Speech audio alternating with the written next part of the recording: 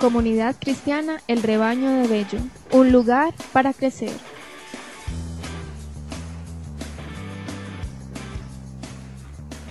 ¿Están ahí? Bueno, dice la palabra del Señor: eliminen todo resto de vieja levadura y sean masa nueva, ya que son panes pascuales, pues Cristo, que es nuestra víctima pascual, ya ha sido sacrificado. Así que hagamos fiesta, pero no a base de la vieja levadura, me refiero a la maldad y a la perversidad, sino con los panes pascuales de la sinceridad y de la verdad. Oremos, por favor, acompáñenme unos segunditos y le vamos a pedir al Espíritu Santo, que es nuestro Maestro, el que nos guía a toda la verdad, que nos ayude a entender hoy su bendita palabra. Espíritu Santo, a ti, tercera persona de la Trinidad, nos dirigimos en este momento para pedirte que abras nuestro entendimiento, que nos des mucha sabiduría, Señor, porque necesitamos hoy pasajes tan conocidos por nosotros que vamos a leer y a escuchar, pero que hoy tú, Espíritu Santo, esos pasajes, esos versículos, Señor, que sean de mucha bendición para nosotros en la noche de hoy, que cobren vida en nuestras mentes y en nuestros corazones, y sobre todo, Señor, que entendamos el mensaje del autor, que entendamos el trasfondo bíblico, que entendamos qué nos quisiste decir a través de tu bendita palabra. Señor, gracias de antemano por lo que nos vas a enseñar en la noche de hoy a través de este mensaje. Oramos con gratitud, Padre, en el nombre de Jesús. Amén y amén. Vamos a darle un título a la predicación en la noche de hoy, para los que toman apuntes, y es Cristo nuestra Pascua. Cristo nuestra Pascua. Cuando nosotros, un Viernes Santo, siempre que llega cada año esta temporada, que pues por cuestiones de calendario a veces cae una fecha, otra fecha, pero más o menos marzo y abril es como el tiempo en que se celebra la Semana Santa. Y Viernes Santo es el momento en que estamos recordando la muerte de Cristo. No vamos a entrar en detalles de si murió un viernes, no murió, a veces hay muchas polémicas con eso. No nos desgastemos con eso. Tampoco nos vamos a desgastar como no nos desgastamos con la Navidad, que si nació en diciembre, que si fue en marzo, que si... Lo importante es que Él vino. Lo importante es que Él murió por nuestros pecados. Y toda la cristiandad por muchos siglos celebra en esta época la muerte de Cristo. Entonces nosotros también nos unimos a esa tradición. La tradición, mientras no sea una tradición que vaya en contra de la palabra, nosotros no tenemos problema.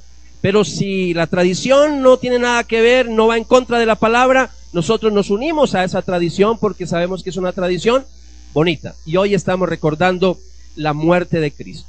Yo quiero, sobre todo hoy, para todos, para los amigos y los hermanos de la comunidad, yo quiero explicarles un poquito el asunto de la Pascua. Porque a veces hablamos y que felices Pascuas y la gente habla de la Pascua, pero hay gente que no sabe en sí qué es la Pascua. Y así somos creyentes de muchos años, pero a veces hay ciertos temas que no sabemos. Y a veces pasamos en una iglesia 10, 20, 30, 40 años y los temas más elementales, más sencillos que debiéramos de conocer, no los conocemos.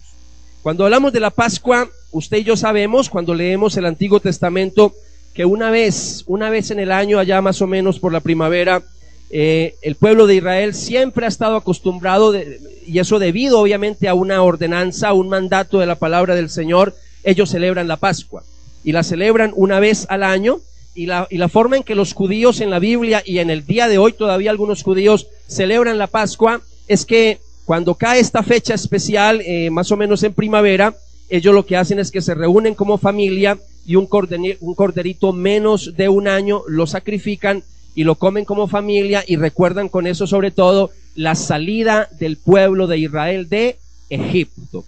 Entonces básicamente lo hacen con ese propósito.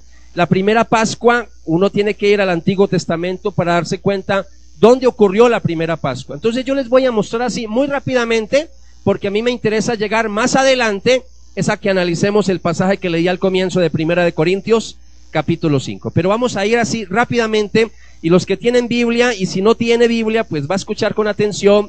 Vamos a irnos al libro de Éxodo, capítulo 12, para que usted al menos sepa de dónde viene lo de la Pascua. Éxodo capítulo 12. Éxodo capítulo 12. Y antes de decirle los versículos que vamos a mirar, una de las cosas que ustedes recuerdan muy bien, cuando hubo las plagas de Egipto. ¿Cuántas plagas fueron? 10 plagas. Y ustedes saben que en esas plagas, cuando la última plaga fue la plaga más impresionante, porque la última plaga fue ¿con qué? La muerte de ¿quiénes? De los primogénitos. Entonces Dios le mandó al pueblo de Israel que untara los dinteles de las ventanas y de las puertas con la sangre del cordero, que untara con sangre los dinteles de ventanas y puertas, para que cuando pasara el ángel de la muerte que iba a castigar al pueblo de Egipto, las familias de Israel se salvaran, es decir, los primogénitos de Israel. Entonces, cuando la Biblia nos menciona que el ángel pasó y que pasaba de largo, cuando veía una casa que tenía los dinteles de las ventanas o de las puertas con sangre, untada con sangre, entonces el ángel pasaba de largo. Y ese pasaba de largo, de ahí es donde viene la palabra Pascua. Entonces yo quiero que desde ya, sentando esa base, vamos entendiendo qué es lo que significa la Pascua como tal. Vamos a mirar Éxodo capítulo 12, porque toda la Pascua tenía que ver con un cordero. Ustedes saben que todo lo que se escribió en el Antiguo Testamento se escribió como ejemplo para nosotros, y se escribió también de una manera pedagógica para enseñarnos cuando viniera el Cordero de Dios que quita el pecado del mundo. Entonces el Antiguo Testamento tiene que ver mucho con corderos, para que ya el pueblo se fuera ¿qué? Familiarizando con la venida del Cordero de Dios. En el capítulo 12 de Éxodo, versículo 5, si usted va conmigo, ahí en el versículo 5 del capítulo 12 dice lo siguiente. Dice la palabra del Señor: el cordero deberá ser de 1 año, macho y sin ningún defecto, podrá ser cordero o cabrito. Entonces, cuando miramos la primera indicación que nos muestra la Biblia acerca del cordero, es que ese cordero pascual tenía que ser un cordero ¿qué? ¿Sin qué? Sin defecto, sin tacha, sin defecto, sin tacha, sin ninguna imperfección, no podía tener ningún defecto. Otra cosa que tenía que pasar con el cordero de la Pascua, que está en Éxodo, en el capítulo 12, versículo 6, y sigue leyendo conmigo, dice: lo guardarán hasta el día 14 de ese mes, y en la tarde de ese día toda la comunidad de Israel procederá a inmolarlo, procederá a sacrificarlo. Entonces, en primer lugar, el cordero de la Pascua, hablando de la ley de Moisés, para celebrarlo hasta el día de hoy lo celebran los judíos, ese cordero primero tenía que ser sin defecto, y número 2, ese cordero era para el sacrificio, era un cordero sacrificial, era para inmolarlo. Y número 3, una lección que sacamos de acá muy interesante, en el versículo 22, si avanza conmigo, versículo 22 de Éxodo capítulo 12, nos dice así la palabra del Señor, versículo 22 y 23. Después tomen un manojo de hisopo, empápenlo en la sangre del animal recogida en un recipiente, y unten con ella el dintel y las 2 jambas de la puerta o los postes. Que nadie salga de su casa hasta la mañana siguiente, porque el Señor pasará hiriendo de muerte a los egipcios, y cuando vea la sangre en el dintel y en las 2 jambas o los postes, pasará sin detenerse en aquella puerta, y no dejará que el exterminador entre en sus casas para matar. Entonces, en primer lugar se nos dice que el cordero tenía que ser sin defecto. Número 2, era un cordero para el sacrificio, Bueno, recordemos, amados, amadas, recordemos que la palabra del Señor dice que sin derramamiento de sangre no hay perdón de pecados. Por eso es tan importante cuando hablamos de la sangre de Cristo. Y hoy vamos a meditar mucho y a reflexionar acerca de la sangre de Cristo. Y número 3, como les dije, el cordero pascual fue un cordero salvador, porque ese cordero lo salvó de la muerte, esa noche tenebrosa de la 10ª plaga en Egipto y en toda esa región de ese entonces. Vamos a mirar San Juan. Ahora sí nos vamos al Nuevo Testamento, nos vamos a lo que nos interesa a nosotros en la noche de hoy. Estábamos mirando el trasfondo de esta celebración de la Pascua, pero vámonos a San Juan capítulo 1, San Juan capítulo 1, versículo 29. San Juan capítulo 1, versículo 29. Cuando estén ahí me dicen por favor. San Juan capítulo 1, versículo 29. Cuando el Señor se bautiza y cuando el Señor llega a bautizarse donde el bautista, interesante que al día siguiente, dice la palabra del Señor en el versículo 29, que al día siguiente Juan vio a Jesús que se acercaba a él y dijo: ahí tienen ustedes al Cordero de Dios que quita el pecado del mundo. Usted y yo que no somos hebreos, usted y yo que no somos judíos, todas esas expresiones de aquí el Cordero, que somos la Pascua, que el Cordero sacrificial, eso a nosotros no nos dice mucho porque nosotros no somos hebreos. Pero cuando nosotros vamos al Antiguo Testamento y cuando conocemos todo lo que pasaba con el Cordero Pascual, ahora sí entendemos cuando el Bautista ve acercarse a Jesús y dice: he aquí el Cordero de Dios que quita el pecado del mundo. De una vez lo estaba relacionando con el Cordero Pascual.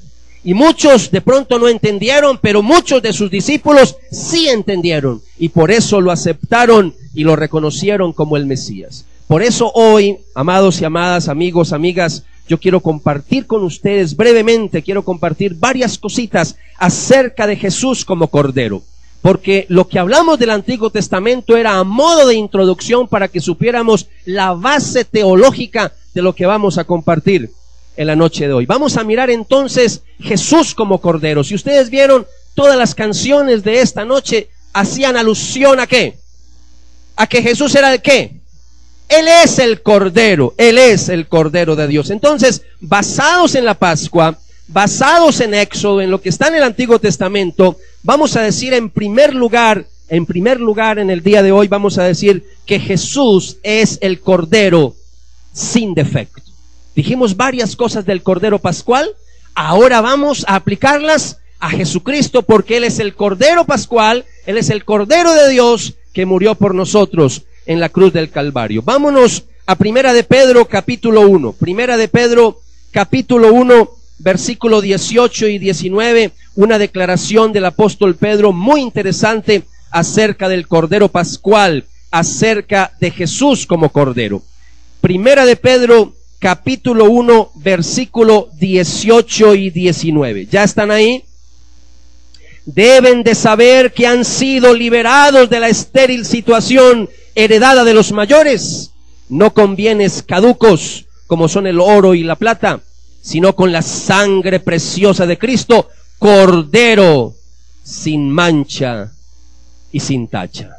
Mire lo que dice, mire qué expresión tan hermosa, tan teológica, que ahora entendiendo la base del Antiguo Testamento, ahora sí entendemos lo que está diciendo San Pedro. Está diciendo, mis amados, en el versículo 18, deben saber que han sido liberados. Nosotros como hijos y como hijas de Dios hemos sido redimidos, hemos sido rescatados, hemos sido liberados ¿de qué? De la muerte. Ya no hablando literalmente del primogénito, sino en nuestras propias vidas. Ahora nosotros pasamos de muerte, pasamos a vida. ¿A través de qué? A través de la sangre aplicada, no en el dintel de las ventanas ni de las puertas, sino de la sangre aplicada en nuestros corazones. Cuando hablamos del Cordero sin defecto, el Cordero sin tacha, como dice San Pedro, está diciendo que hemos sido liberados, no con cosas caducas, dice que hemos sido liberados con la sangre preciosa de Cristo, Cordero sin mancha y sin tacha.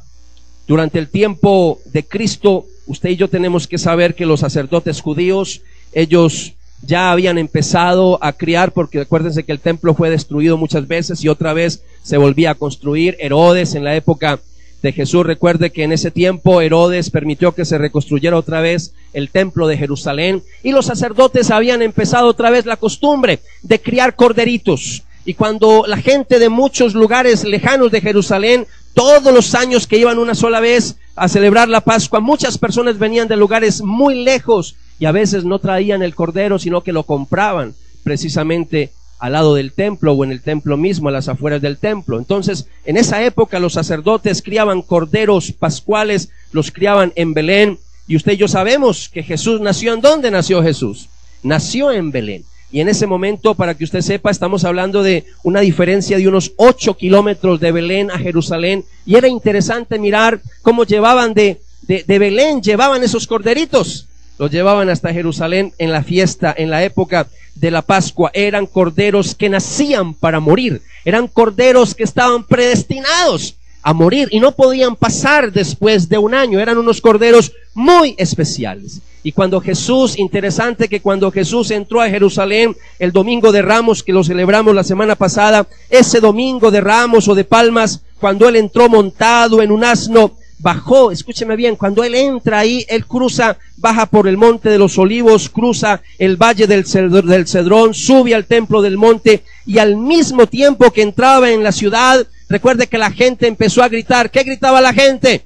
Hosana, Hosana, bendito el que viene en nombre del Señor. Y en ese mismo momento que decían Hosana y Hosana, muchos corderos estaban entrando precisamente para llevarlos al templo para ser sacrificados. Entonces, una de las cosas es que esos corderitos que llegaban al templo, los sacerdotes, primero que todo, lo que hacían era que se cercioraban que los corderos que les llevaran fueran corderos sin ¿qué?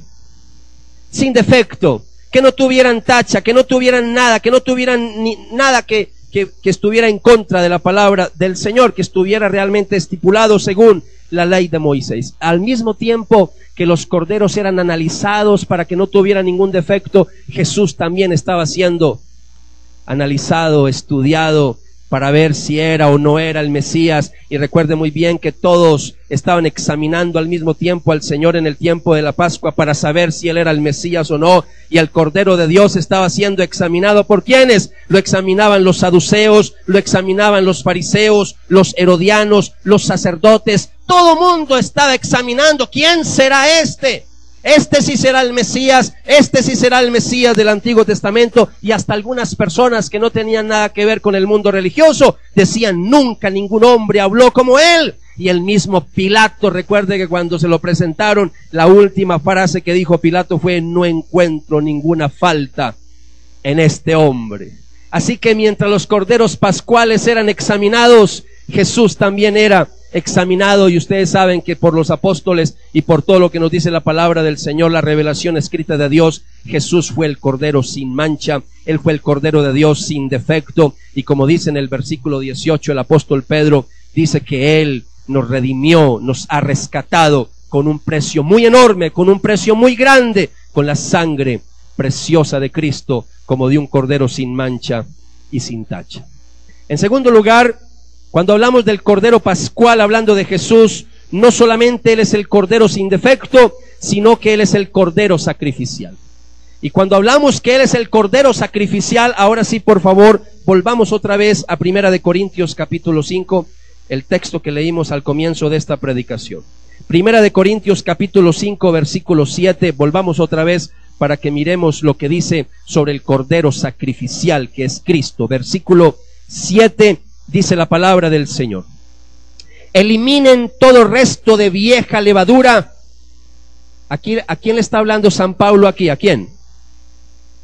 A los corintios. Y en este caso la palabra del Señor, ¿a quién le está hablando? A nosotros. Cielo y tierra pasarán, mas mis palabras no pasarán. Por eso cuando leemos la palabra de Dios, por eso decimos es palabra de Dios, o que el Señor bendiga su palabra. Nosotros creemos que la Biblia es la palabra del Señor. Versículo 7 dice: eliminen todo resto de vieja levadura y sean masa nueva, ya que son panes pascuales, pues Cristo, que es nuestra ¿qué? Nuestra víctima pascual, ya ha sido sacrificado. ¿Cómo presenta San Pablo a Jesucristo? ¿Cómo lo presenta?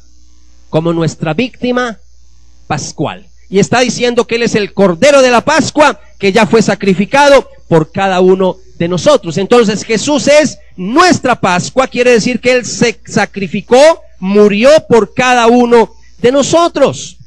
Aquí podríamos pasar toda la noche casi que en vigilia estudiando este tema, y no estoy exagerando.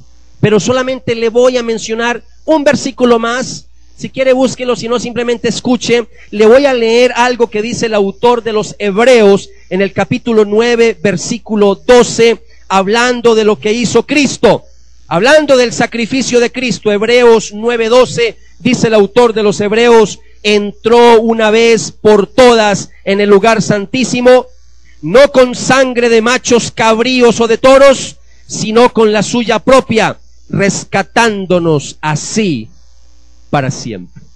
Ya no es a través del derramamiento de sangre de ovejas, ya no es a través del derramamiento de sangre de animales, ya es a través del sacrificio de Jesucristo que nosotros tenemos entrada ante el trono celestial. Como dijo Jesús: yo soy el camino, la verdad y la vida, y nadie llegará al Padre si no es a través de mí.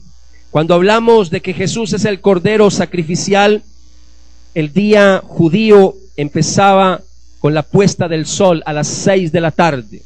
Es algo que usted debe de entender. Es distinto como nosotros contamos las horas. El día para ellos empieza a las 6 de la tarde. Y la noche antes de la crucifixión del Señor, Jesús le dijo a sus discípulos: yo deseo pasar esta Pascua con ustedes, vayan a preparar el lugar para comer juntos la Pascua esta noche. Todos hemos leído o escuchado en los evangelios cuando Jesús le dice a sus discípulos: yo quiero celebrar la Pascua con ustedes esta noche. El Señor sabía que era la última Pascua que iba a estar con sus discípulos. Y yo quiero que me acompañe y vamos al Evangelio de San Lucas. Yo quiero que usted hoy salga de este lugar empapado de la enseñanza de la Pascua, para que nunca se le olvide qué significa la Pascua y qué significa que Jesús sea el Cordero Pascual. Vámonos entonces, San Lucas capítulo 22. San Lucas capítulo 22, vamos a recordar esa noche, esa última Pascua, la vamos a recordar. San Lucas capítulo 22, ¿ya están ahí? Versículo 17 en adelante, dice la palabra del Señor. Tomó luego en sus manos una copa, dio gracias a Dios y dijo: tomen esto y repártalo entre ustedes, porque les digo que ya no beberé más de este fruto de la vid hasta que venga el reino de Dios. Después tomó pan, dio gracias a Dios, lo partió y se lo dio diciendo: esto es mi cuerpo entregado en favor de ustedes, hagan esto en recuerdo de mí. Lo mismo hizo con la copa, después de haber cenado, diciendo: esta copa es la nueva alianza, el nuevo pacto confirmado con mi sangre, que va a ser derramada en favor de ustedes. La sangre que va a ser derramada en favor de ustedes. ¿Sabe qué estaba haciendo Jesús en la última Pascua con sus discípulos? Les estaba profetizando su muerte en la cruz del Calvario. Estaba profetizando cómo era que Él iba a morir. Este es mi cuerpo que va a ser entregado por ustedes, y esta es mi sangre que va a ser derramada a favor de ustedes. Por eso decimos que Jesús es el Cordero sacrificial. Número 3, ya llevamos 2 figuras aplicadas a Cristo del Cordero Pascual. Número 1, Jesús es el Cordero sin defecto. Número 2, Jesús es el Cordero sacrificial. Y número 3, Jesús es el Cordero Salvador. ¿Es el Cordero qué? Recuerden que ahorita leímos cómo en el Antiguo Testamento los judíos tuvieron que coger hisopo y empaparlo con la sangre del Cordero y untar los postes de las puertas de las casas, para que así el ángel exterminador no los fuera a matar a ellos, a sus primogénitos. ¿Saben cómo en el día de hoy nos salvamos nosotros? Que a nadie se le vaya a ocurrir ahorita ponerse entonces a untar la puerta o los postes de los dinteles de las ventanas con sangre, porque así no es. Ya nos salvamos de otra manera muy diferente. Y yo sé que peco por ser demasiado simple y sencillo, pero no tengo tiempo para explicar más. pero vamos a simplemente a leer Romanos capítulo 10. Romanos capítulo 10, el apóstol San Pablo, escribiéndole a la iglesia de Roma, en el versículo 9, les dice lo siguiente. Romanos capítulo 10, versículo 9, ¿está ahí? Y dice la palabra del Señor: si pues tus labios confiesan que Jesús es el Señor, y crees en tu interior que Dios lo hizo resucitar triunfante de la muerte, serás salvado, porque se necesita la fe interior del corazón para que Dios restablezca en su amistad, y la pública confesión de esa fe para obtener la salvación. Voy a leer el versículo 10 nuevamente. Porque se necesita la fe interior del corazón para que Dios restablezca en su amistad, y la pública confesión de esa fe para obtener la salvación. ¿Cómo nos salvamos en el día de hoy? A través de la fe. Cuando yo confieso públicamente que creo que Jesucristo es el Señor y el Salvador de mi vida. Por eso ya no hay que colocar sangre en los dinteles de las puertas. Jeremías, por allá en el capítulo 31, versículo 33, dijo: pondré mi ley en su interior, la escribiré en sus corazones, y yo seré su Dios, y ellos serán mi pueblo. Por eso en el Nuevo Testamento ya no se habla de sacrificios de animales, porque en el Nuevo Testamento se habla de que Jesucristo, como nuestro Cordero Pascual, ya pagó por nuestros pecados. Ahora ya nosotros no tenemos que hacer ese tipo de sacrificio. Lo único que tenemos que hacer es depositar nuestra fe en Jesucristo, creer que Él murió por nosotros, confesarlo públicamente como el Señor y el Salvador de nuestra vida.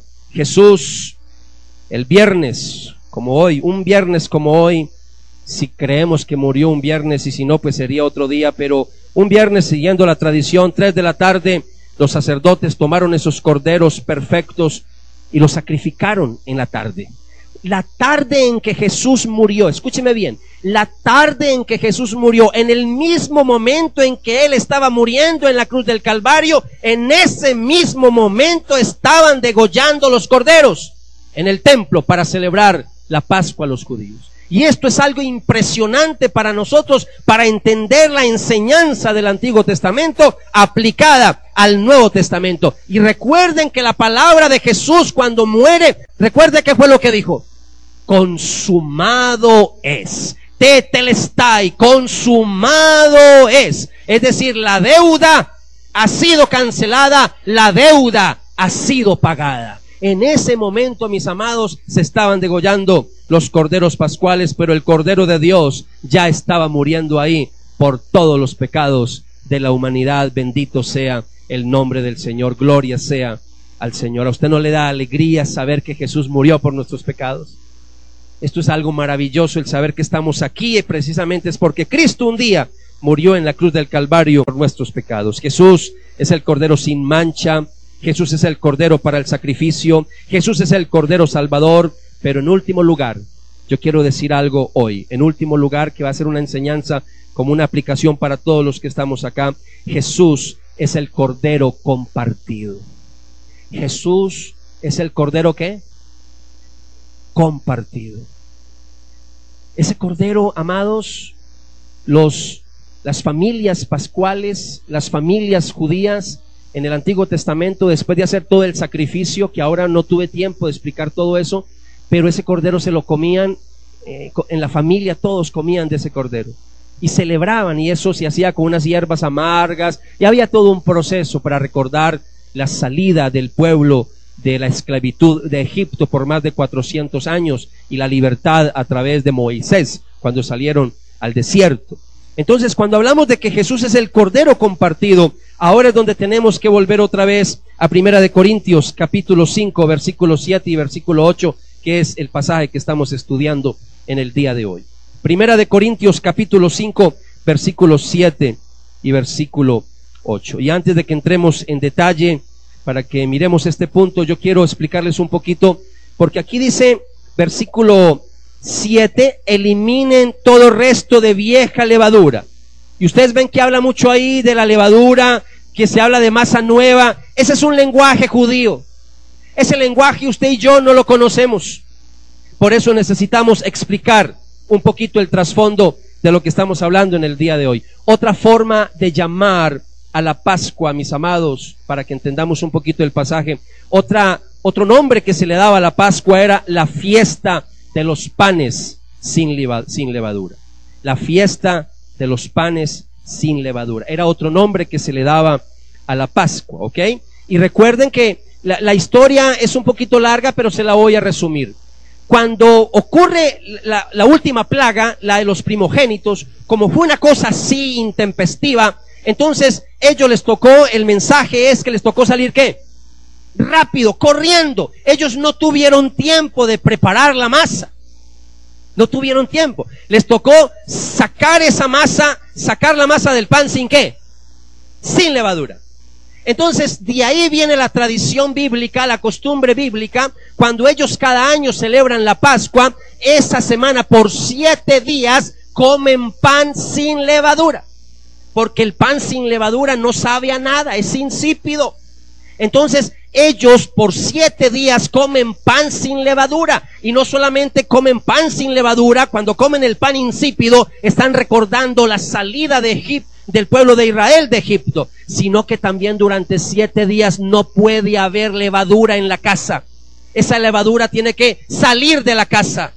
No puede haber absolutamente nada de levadura en un hogar israelita durante los 7 días de la fiesta de los panes sin levadura. Cuando uno va al Nuevo Testamento se da cuenta que la levadura, pues usted y yo sabemos de la levadura. Yo no soy experto en alimentos, pero sabemos que la levadura se utiliza en estas cosas de postrería, panadería, etcétera, etcétera. Y la levadura juega un papel importante en todo lo que tiene que ver con la hecha del pan. Entonces, cuando hablamos de la levadura, es una sustancia para fermentar. Para eso es que sirve la levadura, para levantar la masa. Pero más adelante en la Biblia, la levadura empieza a tener una connotación espiritual en la iglesia del Señor. Y la levadura, cuando yo voy al Nuevo Testamento, la levadura se empieza a utilizar como símbolo de corrupción. Porque como la levadura fermenta la masa, daña la masa, la fermenta para que crezca, entonces espiritualmente la levadura empieza a verse como un agente de corrupción. Es el emblema de las doctrinas perniciosas, de las doctrinas falsas. La levadura es sinónimo de maldad. La levadura, mis amados, hermanos, hermanas, amigos, amigas, simboliza iniquidad, simboliza pecado. Entonces, ahora con esa explicación, ahora sí podemos entender el versículo 7 otra vez de 1 Corintios capítulo 5. ¿Van conmigo? Versículo 7. Ahora sí estamos listos para entender el versículo 7. Mire lo que dice San Pablo. Eliminen todo resto de vieja levadura. ¿Estamos entendiendo? Eliminen todo resto de vieja levadura y sean masa nueva, ya que ustedes son panes, ¿qué? Panes pascuales, pues Cristo, que es nuestra víctima pascual, ya ha sido sacrificado. Eliminen todo resto de vieja levadura. Cuando Pablo les dice que ellos son masa sin levadura, lo que quiere decir es que ellos han sido santificados por Jesucristo, que ellos han sido lavados por la sangre de Jesucristo. Pablo quiere que la iglesia de Corinto se limpie, así como los judíos una vez al año limpiaban sus casas de toda levadura. Y a usted yo me quiero dirigir en esta noche, sea que lleve tiempo de conocer del Señor, o sea que apenas está conociendo de Dios y nos está visitando hoy por primera vez. No importa en qué clasificación quepa usted, pero yo le quiero exhortar en el amor del Señor, que cuando nosotros llegamos a una época como esta de Semana Santa, no es simplemente para recordar la muerte de Cristo solamente un Viernes Santo, sino que hay una exhortación que nos está haciendo el Señor y una invitación a que nosotros quitemos toda contaminación que hay en nuestra vida de pecado y de maldad y de iniquidad. Me parece muy triste cuando nosotros, y aquí estamos hablando porque aquí no estamos juzgando a nadie, todos necesitamos de Dios, pero me parece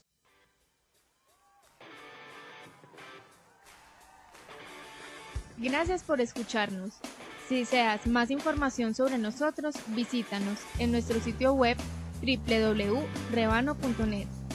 o escríbanos a comunidadelrebano@gmail.com.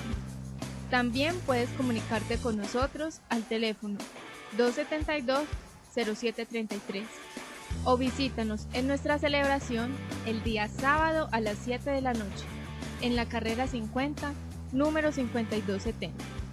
Bello, Antioquia, Colombia. Te esperamos.